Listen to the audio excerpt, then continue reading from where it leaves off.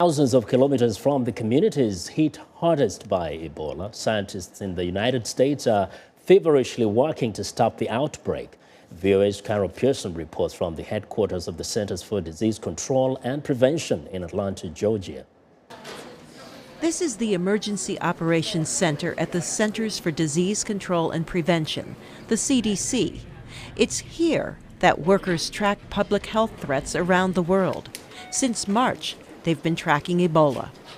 By September, the CDC issued a stunning projection that more than 1 million people could get the virus by January if immediate action isn't taken to end the epidemic.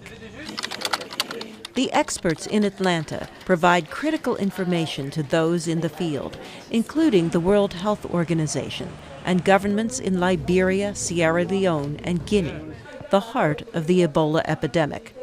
Dr. Thomas Frieden, the head of the CDC, visited the Ebola's epicenter in late summer. CDC has been on the ground for every Ebola response, and I personally assured each of the countries that we would be there with them until it was over. In the Ebola-affected countries, billboards proclaim that the virus is real.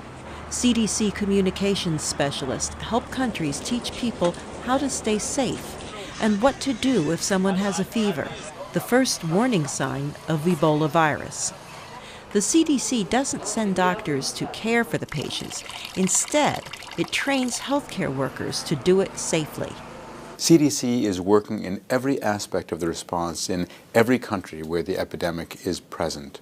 We're helping patients get tested accurately. We're helping track the epidemic. We're helping countries improve the way they're responding to it. And we're helping to figure out what we can do to get ahead of it.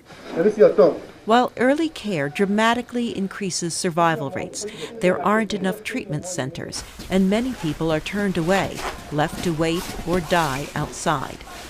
Dr. Frieden says building more treatment centers and getting people into them is key to stopping the epidemic. Time is absolutely of the essence. An action that's pretty good today is way better than an action that's great a week from today. It's that urgent. U.S. troops are building new treatment facilities. More troops are expected to arrive in Africa in late October. Dr. Frieden says he is still confident that the Ebola epidemic can be stopped. But he also says it's going to get worse before it gets better. Carol Pearson, VOA News.